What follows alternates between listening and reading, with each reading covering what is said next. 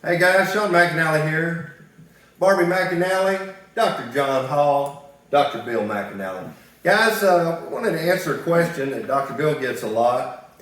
See, Dr. Bill's done a lot of things in life that has earned him some good rapport with a lot of people. A lot of people value his opinion, even when it may not be something directly related to what he's done. But Dr. Bill has done research his whole life, and because of that, he continues to research. He loves it. He does it. That's his thing. That's his hobby.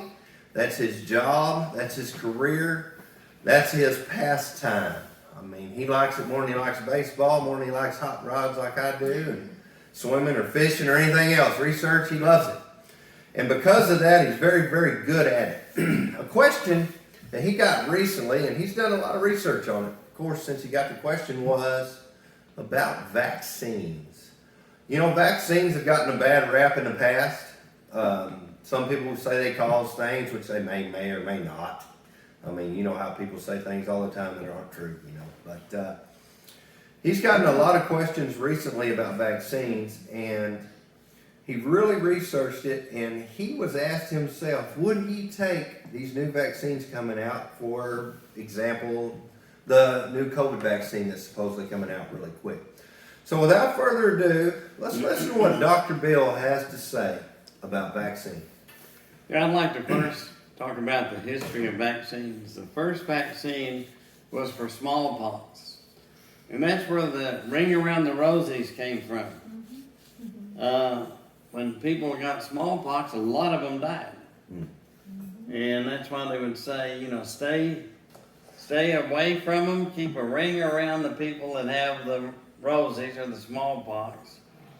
If you don't, you'll have a pocket full of posies and you'll all fall dead. That was the ring around the rosies. And what happened is Edwin Jenner noticed that the cow maids that milked cows didn't ever get it. And so he thought, well, now they do get cowpox, which looks kind of like smallpox, but it goes away. So he thought, what if we gave ourselves cowpox? Maybe that protects you. And so he came up with the first vaccine. They just took pus from the cowpox and injected you, and then all hell broke loose. The news, everybody says, look, you're going to have a cow growing out of your arm. And they had pictures of people with cows growing out of their arms where they got the vaccination. Just making stuff up. Yeah, it's terrible. Yeah. But it saved half the population, or better. Wow. So I don't know, let's see. Do we want to take a chance on getting that vaccination, or half of us dying? That will take care of our population problem. You know, and that used to take care of it. Every now and then they'd get one of the plagues and half to 90% of the people died. So when you get a vaccination, you do run a little fever. And people say, oh, that's terrible. Like John teaches us all the time that inflammation in the brain is bad. But it's really bad if you die from smallpox. That's even worse. So you have to decide, do I want that vaccination for my kids, or do I want to not be vaccinated? Right now, for a while, we had so many people coming from South America bringing the smallpox and other diseases we didn't have, even the bubonic plague. And their history of whole populations dying out for no reason. Well, they all got a plague and all died. So what would happen if everyone had polio? Well, no one could work. You know, because they couldn't hardly walk. I remember, I'm old enough that I saw kids with polio. I am too. And John, he's that old too. So, you know, vaccinations are wonderful. Now, there was a story about, because the way they grow vaccines is they grow them in eggs and then they kill the virus with formaldehyde. And formaldehyde, you know, is not good, but those vaccines have been used for, you know, several decades now. And because they're able to sequence the virus, they know its exact structure and they know what parts of the virus make the different parts of the virus.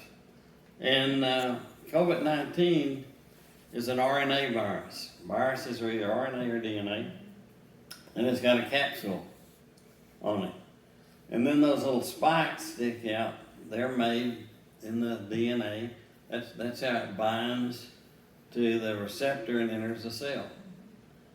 Well, they're able to pick out the virus, and they're able to sequence most of the virus except the part that makes it infective, makes it viable. So what they do now is, because they've developed PCR, and that was done by Kodak.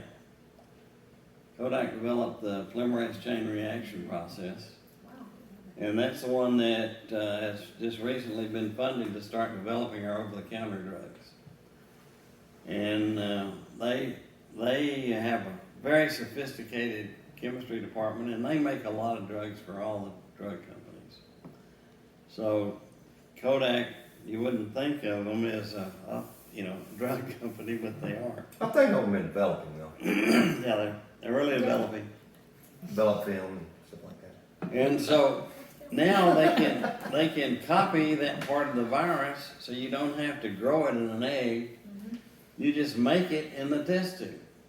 And you don't have to worry about it being viable, because they make a copy of what they want to multiply, and then they just add the amino acids that you need to sequence that part of the RNA. And so they duplicate the virus, and you get a shot of that instead of, you get a shot of that part of the RNA instead of getting the whole dead virus with the formaldehyde and all that other stuff. Mm-hmm. So this is a huge improvement, and they're going to probably be developing a lot of new vaccines based on these. These are the first two companies that have the same technology. That's the first two viruses that are coming out. And that's a huge improvement over the old technology. So I'm going to take it. And, don't worry about cows growing out of my arm or anything like that. So the deal is what he's saying, and I just hopefully clarified a little bit, because but the part, what they do is called the epitope, but the part of the virus that causes, it's the antigen that causes the immune response that the immune system reacts to, which is what we want, but it's not the part of the virus that causes disease. Right. So you're not getting the disease part of the virus, you're getting the part of the virus that the immune system recognizes. So that's what they do these days, and so that's the idea. So you don't worry about getting the disease. So you won't have nothing growing out of your arm? No. You won't come slap Dad on the back and have a corona pop out?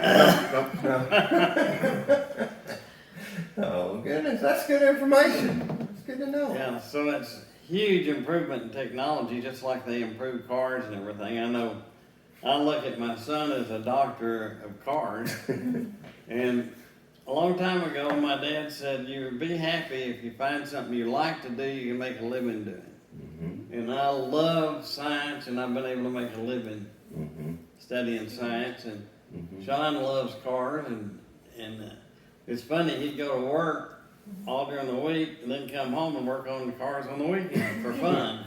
Yeah, still do. I was gonna say, Still that do, yeah. So that's what I wanted to say. Well, good. Well, thanks, Dr. Bill. That's some good new information. It's good to hear. Probably set a lot of people's mind at ease, too, when they're worrying about what's going on right now. So we really like hearing that. Hey, guys, till next time, this is For the Health of It.